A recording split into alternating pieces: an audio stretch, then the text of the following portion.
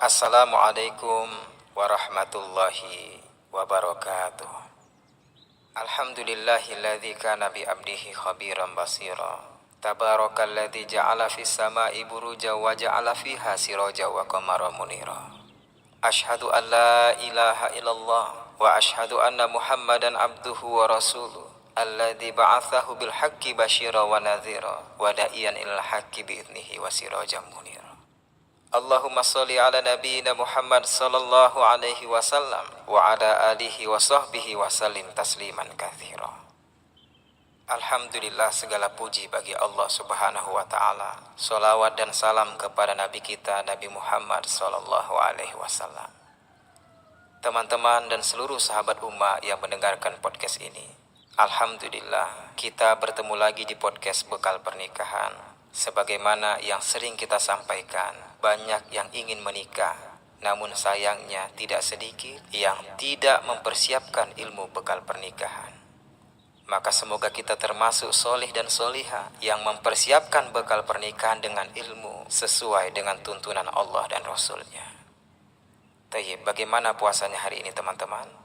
Kita berdoa semoga Allah Subhanahu wa taala memberikan karunia kesehatan kepada kita, dan semoga kita bisa melalui bulan Ramadan tahun ini yang insya Allah penuh keberkahan dengan memperbanyak amal soleh yang Allah ridhoi. Istri harus patuh dan harus taat pada suami. Ini ajaran syariat Islam yang mulia teman-teman. Ketaatan istri pada suaminya akan menjadi jalan bagi si istri mendapatkan anugerah memasuki surga. Dan tidak ada orang yang kemudian meninggal ingin masuk neraka. Beda cerita jika memang dia tidak percaya dengan adanya surga dan neraka, maka rukun iman baginya tidak lengkap, sehingga batalah keimanannya. Sedangkan seorang muslim dan muslimah yang benar-benar beriman, maka wajib percaya dengan kehadiran hari akhir yang semua kita akan dipersidangkan, dan tinggal menanti apakah berujung pada surga atau malah berakhir dengan siksaan di neraka. Kita tentu sudah sering mendengar betapa pedihnya dan betapa menakutkannya siksa neraka. Ada yang bahkan seseorang sampai menangis saking takutnya saat diperdengarkan padanya oleh dai perihal kajian gambaran neraka sesuai yang tertera pada dalil Al-Quran dan As-Sunnah. Dan di antara betapa pedihnya siksa neraka telah Allah jelaskan dalam surat An-Nisa ayat 56. Innal ladzina kafaru bi ayatina sawfa nuslihim nara kullama nadijat juluduhum baddalnahum juludan ghairaha liyadzuqul azab innallaha kana azizan hakima. Setiap kali kulit mereka hangus terbakar, kami ganti kulit mereka dengan kulit yang baru supaya mereka terus-menerus merasakan azab. Sesungguhnya Allah Maha Perkasa lagi Maha Bijaksana. Maka kembali kalau kita ditanya, siapa yang ingin masuk surga? Maka setiap kita pasti sangat takut masuk ke dalam neraka, sehingga sangat ingin kita agar Allah izinkan masuk ke dalam surga, yang di dalam surga kebahagiaan abadi akan kita dapatkan. Maka dalam keterangan hadis riwayat Al-Bukhari nomor 3257, bahwa Rasulullah SAW bersabda, surga itu bisa dimasuki dari 8 pintu, dan 8 pintu ini sesuai dengan keutamaan amal seorang hamba Allah ketika dia hidup di dunia. Fil jannah thamaniyati abwab, di surga ada 8 pintu yang dimasuki oleh hamba Allah dengan tiketnya masing-masing keutamaan amal mereka. Ada pintu babus sholah, hamba Allah akan memasuki surga melalui pintu ini sebab di dunia dia adalah seorang yang ahli sholat. Ada pintu babus sodaqah, hamba Allah akan memasuki surga melalui pintu ini sebab di dunia dia adalah seseorang yang ahli bersedekah. Ada pintu babur royan, hamba Allah akan memasuki surga melalui pintu ini sebab di dunia dia adalah seseorang yang ahli berpuasa. Ada pintu babu taubah, hamba Allah akan memasuki surga melalui pintu ini sebab di dunia dia adalah seseorang yang melakukan taubat dengan benar-benar taubat. Ada pintu khazibin al-ghaiza, hamba Allah akan memasuki surga melalui pintu ini sebab di dunia dia adalah seseorang yang tidak ingin dikuasai oleh amarah. Dia menahan amarah meskipun dia mampu meluapkannya kepada orang yang membuat dia marah.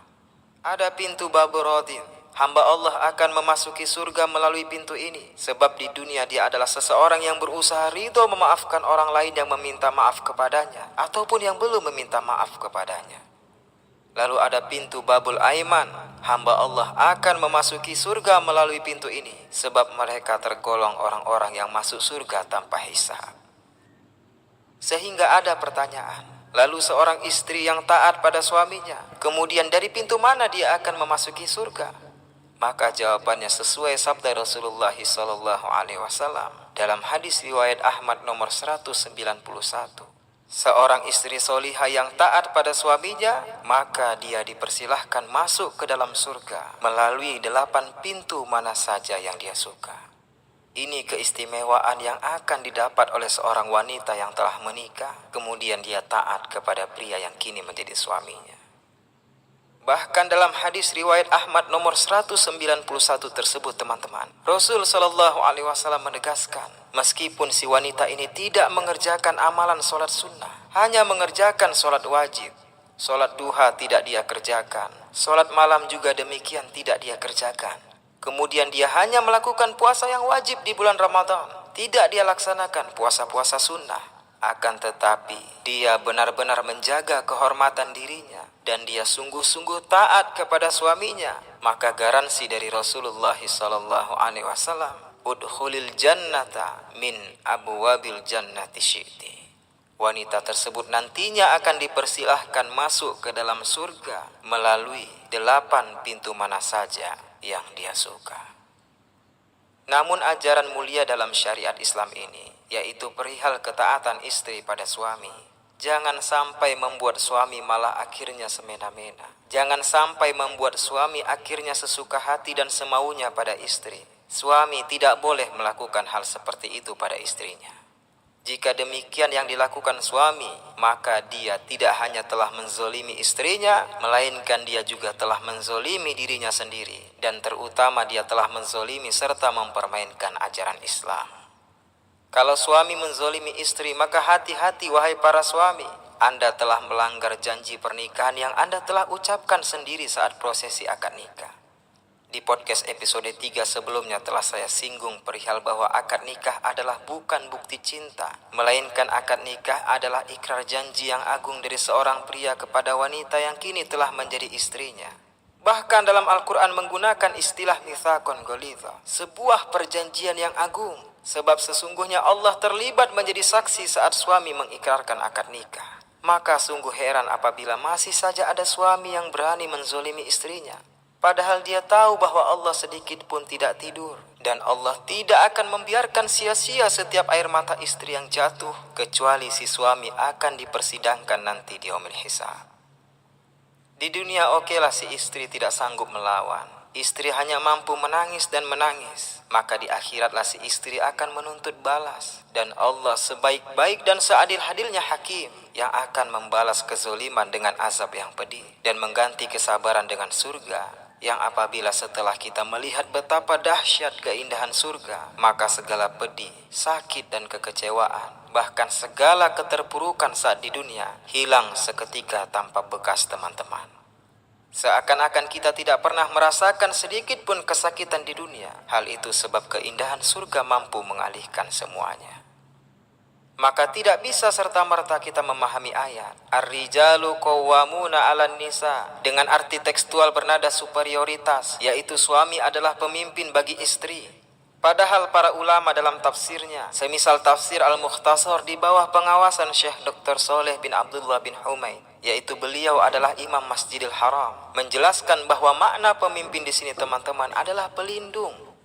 Pelindung menjaga agar yang dilindungi tidak merasakan sakit. Maka yang dilindungi akan taat karena yakin bahwa saran pelindung adalah menyelamatkan. Pelindung menjaga agar yang dilindungi tidak menangis. Maka yang dilindungi akan taat karena yakin bahwa pelindung tentu akan membuat yang dilindungi bahagia. Pelindung menjaga agar yang dilindungi bahagia, maka yang dilindungi akan taat karena yakin bahwa pelindung tentu akan membuat yang dilindungi bergembira. Namun bukanlah pelindung jika yang dipercaya untuk melindungi malah menyakiti. Bukanlah pelindung jika yang dipercaya untuk melindungi malah menzolimi. Dan bukanlah pelindung jika yang dipercaya untuk melindungi malah mengkhianati. Wallahi demi Allah wahai para suami, Anda pun pasti akan merasakan sakit saat Anda dikhianati rekan atau juga partner kerja. Anda hanya baru percayakan uang Anda padanya, bukan hidup Anda. Namun istri lebih dari itu rasa sakitnya saat Anda hianati dia, saat Anda hancurkan kepercayaannya. bahwa dia telah yakin kalau Anda akan menjadi pelindung baginya, namun malah Anda hancurkan kepercayaannya. Kalau Anda dengan rekan kerja baru hanya mempercayakan uang, akan tetapi istri bahkan keluarga besarnya telah mempercayakan kehidupannya yang baru kepada Anda. Kedua orang tua dan keluarga besarnya ikhlas bahwa dia Anda bawa. Tentu awalnya Anda telah berusaha meyakinkan mereka, bukan? Sehingga dengan itu mereka akhirnya percaya bahwa Anda adalah pria yang tepat bagi putri tercinta mereka. Maka jangan heran murka Allah bersama suami yang zolim kepada istrinya. Demikianlah kajian kita hari ini teman-teman, dan apabila jika dirasa kajian ini bermanfaat, maka boleh dibagikan kepada rekan atau kepada keluarga, juga kepada orang yang disayang, yang kita ingin semoga dia mau menerima hidayah. Maka insya Allah menjadi pahala jariah bagi setiap kita, sebagaimana sabda Nabi SAW, siapa yang menunjukkan kepada kebaikan, maka dia pun akan mendapatkan pahala yang sama dengan kebaikan yang dilakukan oleh orang tersebut.